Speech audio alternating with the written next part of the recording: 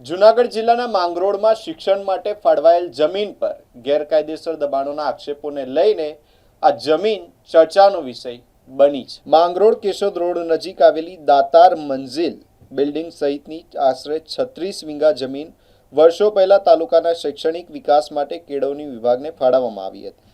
અહીં જીબીટીસી અને સીપીએડ જેવી શૈક્ષણિક સંસ્થાઓ કાર્યરત હતી। જો કે શૈક્ષણિક પ્રવૃત્તિઓ બંધ થયા બાદ જમીન બિન ઉપયોગી બની ગઈ હોવાનું કહેવાય છે।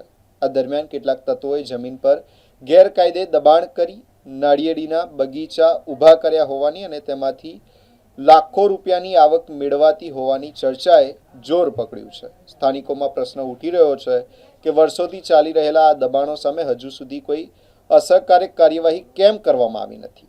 આ કારણે શૈક્ષણિક હિતોને નુકસાન થવાની ચિંતા પણ વ્યક્ત કરવામાં આવી રહી છે।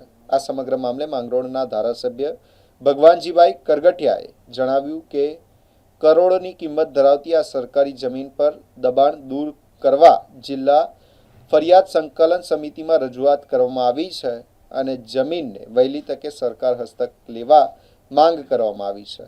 હાલ આ મુદ્દે સ્થાનિક તંત્ર અને સંબંધિત વિભાગો તરફ સૌની નજર મંડાયેલી છે। જે સીપીએડ કોલેજ બાબતે જિલ્લા સંકલનની મિટિંગ છે, એમાં આપણા માનનીય ધારાસભ્ય શ્રી ભગવાનજીભાઈ કરગઠિયા દ્વારા આ પ્રશ્ન રજૂ કરવામાં આવ્યો હતો, જેની અત્યારે વહીવટી તંત્ર દ્વારા તપાસ ચાલુ છે।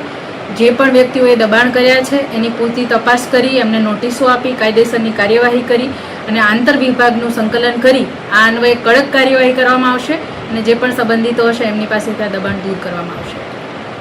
કઈ જગ્યાએ કયા આ સીપીએડ કોલેજ છે, માંગરોળ તાલુકાના માંગરોળ અને માનખેત્રાની વચ્ચે સીમાડો છે, ત્યાં આવેલી છે।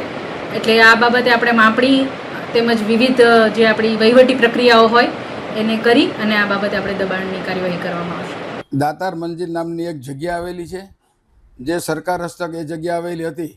વર્ષો પહેલાં 1989માં શારદા ગામ સંસ્થાએ એ જગ્યાને બીઆરએસ કોલેજ ચલાવવા માટે ભાડે માગેલી અને સરકારે એને 1 વર્ષ માટે ભાડે આપેલી।